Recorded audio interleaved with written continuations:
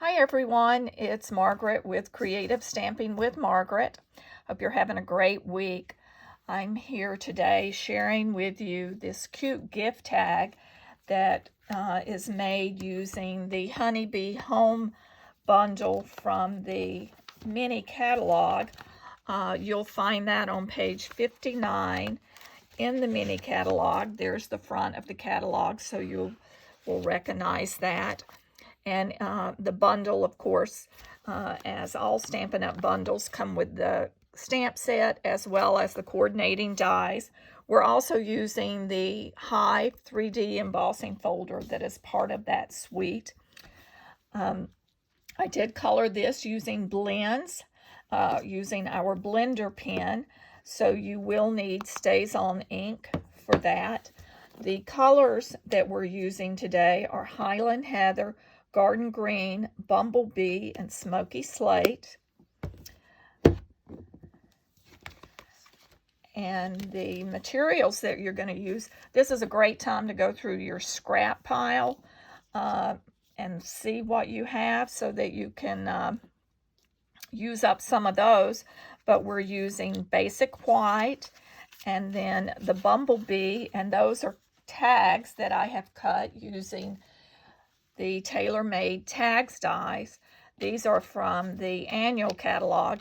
These, as you probably have noticed if you've watched any previous videos where I've made tags, are some of my favorite dies from the entire catalog. I use those for a lot of things, a lot of different things. But you'll cut two of the tags, as I said, one in basic white, one in Bumblebee. And these, the size that you'll need for cutting is, 1 3/4 by 3 3/4 should be sufficient. We are stamping this floral image from the stamp set using Shimmery White Cardstock, and there again, it's roughly 1 3/4 by 3 3/4. I pulled a scrap of Garden Green out of my scrap pile, and the dies from the Honeybee Blooms that coordinate with the Honeybee Home Stamp Set. You'll need the die that coordinates with the stamped floral image, and then these two strips of greenery come from that die set, so you'll cut two of those. Just that little bit of greenery in the back, I thought, added just a little bit extra to the background of our tag. And as I said, you will need a blender pen since we're coloring with our blender. For the thank you sentiment, I'm using the Happy and Heartfelt stamp set because I really like the font and I like that thank you, and I have several thank you cards I need, or thank you gifts that I'm sending. So I wanted to use that, but you could use whatever sentiment that you desire or select one from the Honeybee Home stamp set and just replace it with what I have. As far as adhesives, I used glue dots and dimensionals, and that's pretty much the only adhesives that are needed.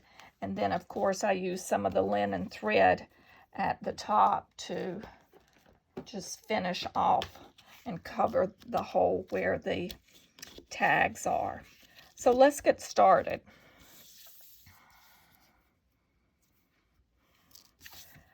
So the first thing I'm going to do is I'm going to go ahead and emboss the Bumblebee tag that I have made.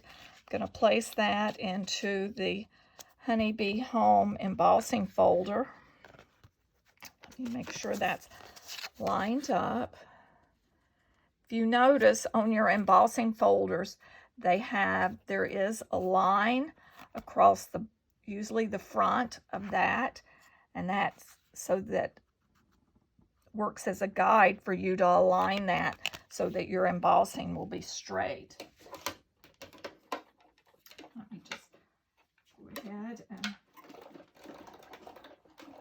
crank this through my cut and emboss machine. And there, we've embossed our bumblebee so it tags so that it looks like a beehive.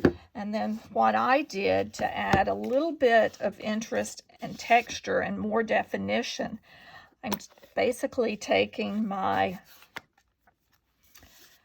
Bumblebee ink pad, open it, and then just drag it across the top of that tag, and those raised areas will pick up the ink, and you can go back and add different layers to it as I've done so that I have light and dark, but it's just that little extra step that elevates the look of that.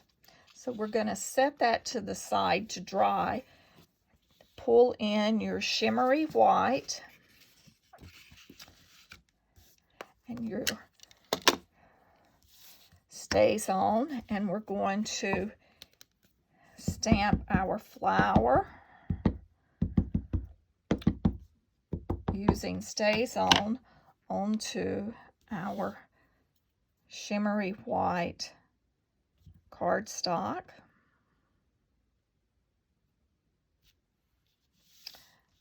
We'll let that dry for a moment, and while that is drying, let's take one of the bumblebees, and on your tag you'll notice I have stamped the bumblebee up in the upper left corner.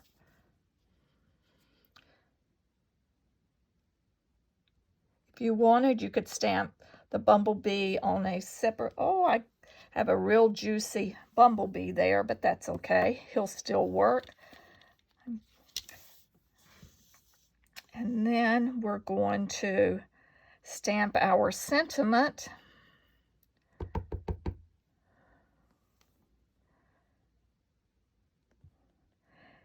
And for the sentiment, I'm fussy cutting that. So we'll take my paper snips and just go ahead and cut around that. That'll come together quickly.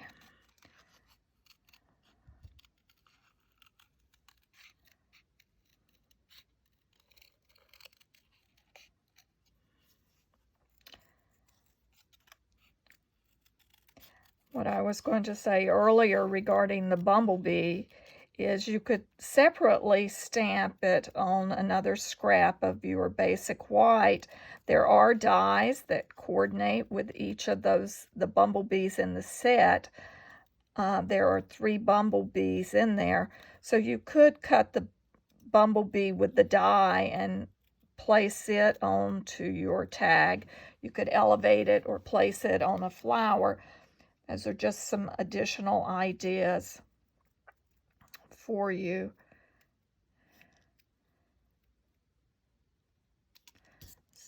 We have our sentiment ready.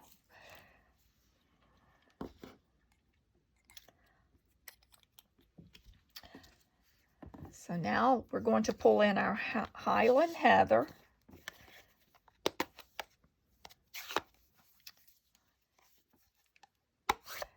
And as you see, I have placed some ink in the lid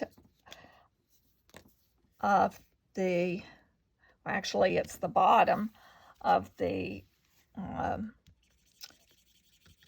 stamp tray. And I'm picking up a little Highland Heather. And since I'm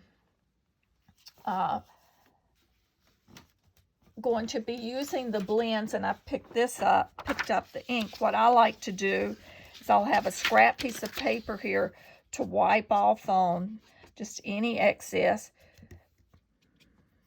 because you want to have it whatever color you want, but whether I find when you first pick it up, the color may be a little bit more intense than what you want to use.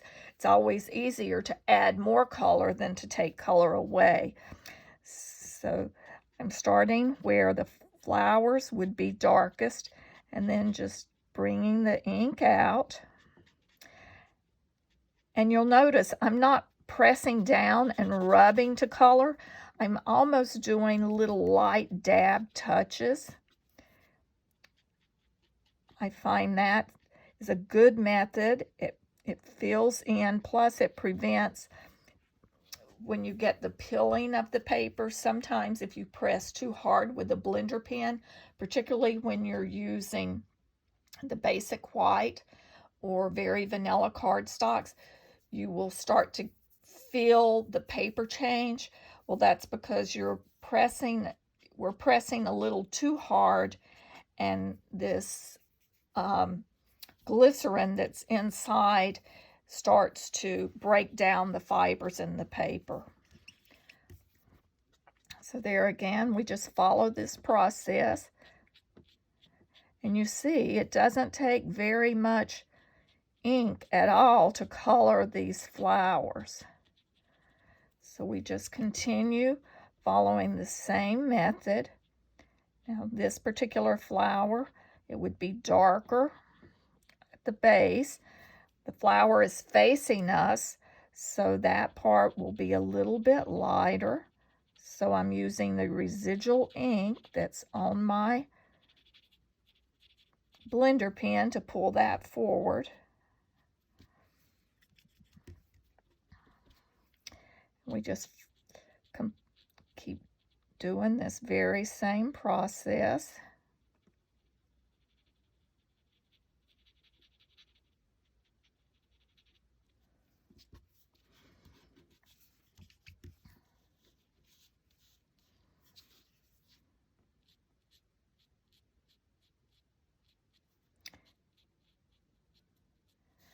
And I always like to think of it as where the sun or the light would be hitting is where the color of the flower would be the lightest.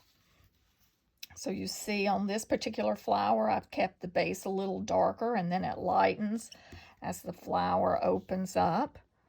And here we have closed flowers, so they would be a little bit more intense in color.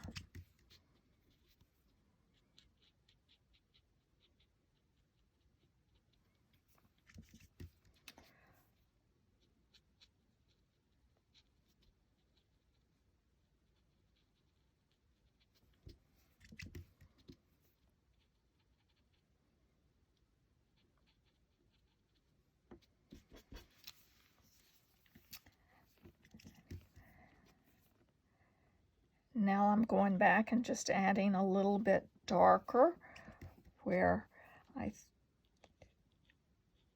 think this would be a little bit darker on the flower to add a little bit more definition. As I said, it's easier to add more than to take away. You see how quickly, though, it is to color. So now we're through with the Highland Heather. Let's pull in our Garden Green. Same thing, I have some of the ink in the ink pads, the stamp pad, and what I did was take and just press. You really have to press hard to do this. If you're not successful doing that, another option is to take one of your glass blocks, add a drop of re-inker, take your blender pen, and use it to pull ink. And here I'll just grab an ink pad and a block and show you what I'm talking about. I'm not going to use this color because this is Night of Navy, but basically what I would do is take my ink block, add just a tiny dot of re-inker, take my blender and just pull that to create my color palette. Now the ink will be a little bit more intense doing it that way, so it's important to blot off to get the color that you want. Let me pull this to the side so I don't accidentally stick my blender pen in that and clean that end off. So to clean the end of your blender pen, just rub it across a scrap piece of paper until it's clear. Now, same thing, we're picking up our Garden Green and we're going to start coloring the leaves.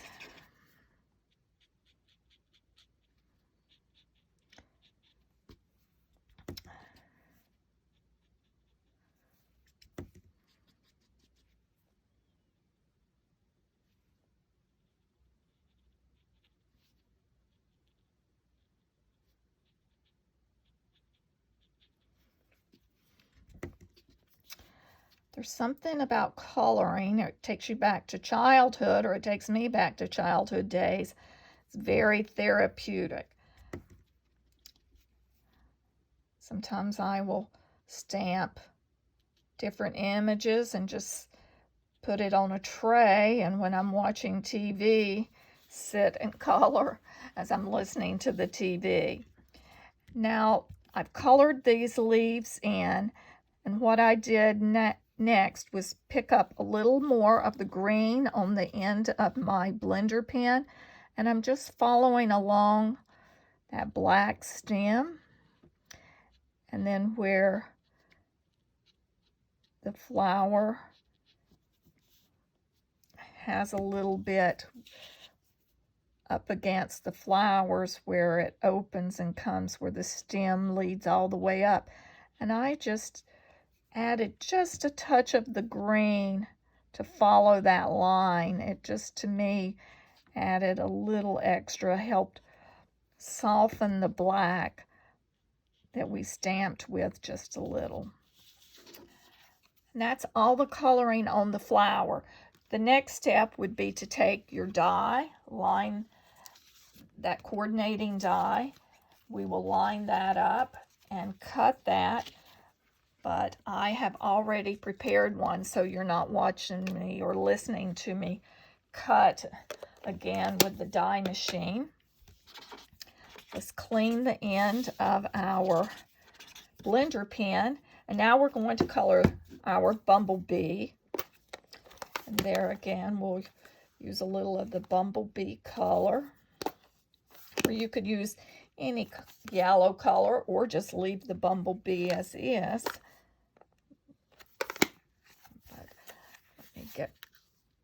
For bumblebee earlier, I used it on a block, so I need to transfer just a little into my lid. And as you see, it's very little. It takes very little at all to do that. And we'll just color our bumblebee. Coloring the body with the bumblebee.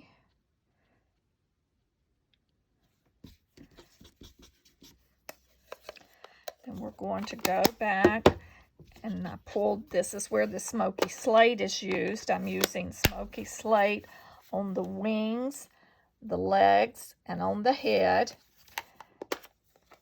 And I did go online to look at bumblebees to see what color they were, and that's when I noticed that the wings were a little dark and the head was dark. Of course, there's different varieties, but I kept it at that. That bumblebee is a messy bumblebee because I had so much ink, but he's gonna suffice. So then our next step, we will layer.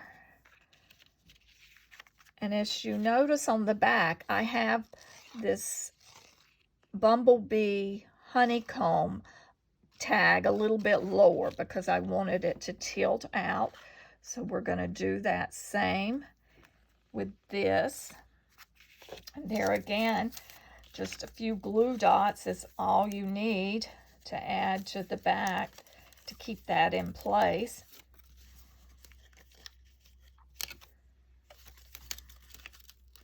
You could use liquid adhesive or another adhesive.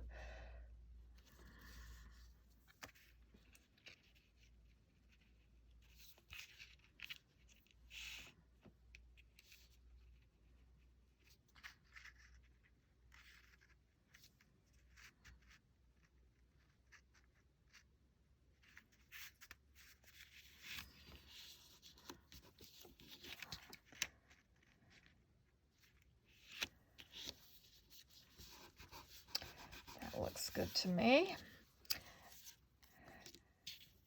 Then now you will add the greenery to the back of your flower.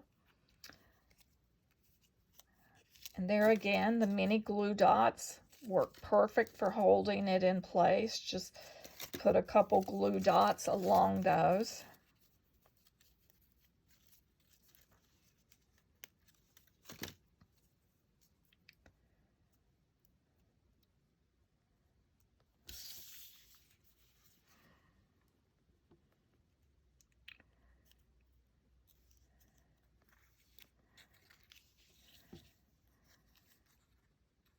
And sort of play with that till you get that in the location that you would like.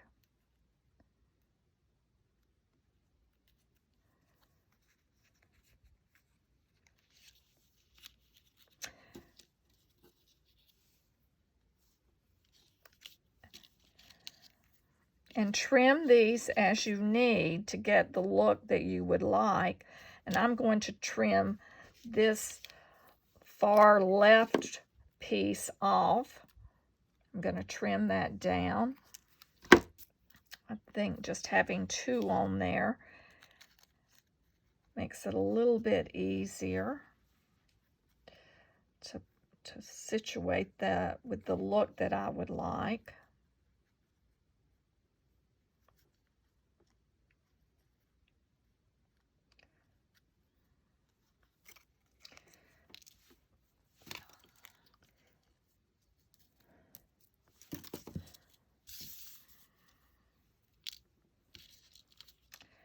I had a team meeting earlier this week, the Playtime with Paper team meeting, and we did this project.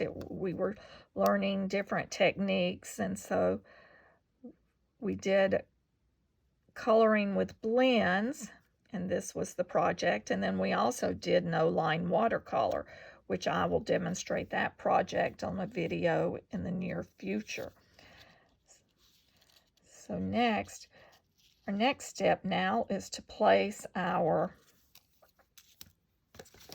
completed flower onto the front of our tag. And there again, I'm using glue dots, and I'm using the mini glue dots. You could also use just the regular size glue dots, and if there are narrow areas that you need to trim it down, you do so.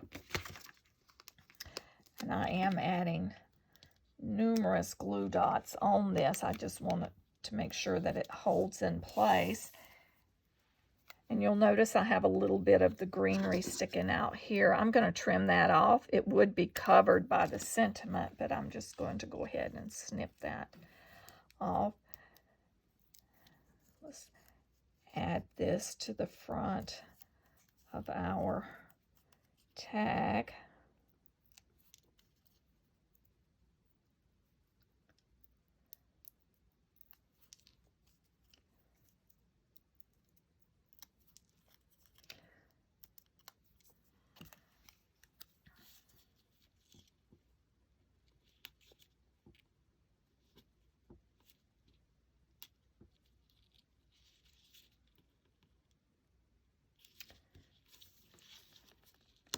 Move that over just a touch more. So we'll place that, and it looks like the honeybee is flying right to the flower.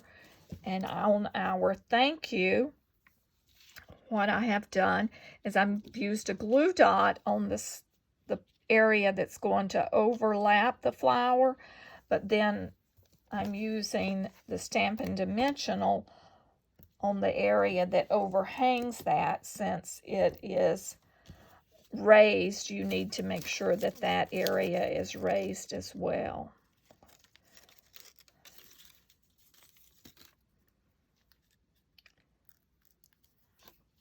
And then you'll just add your sentiment where you would like that on your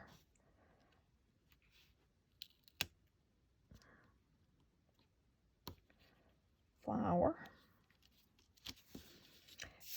Then to finish this off, we're going to take and add a double tied bow And here I just have a single, but as you'll notice, I did use, well, I have it right here. I have my linen thread, so we're gonna tie a double bow. And what I do is just fold that over and then just tie a little bow, and then I'll snip it after I've completed making the bow.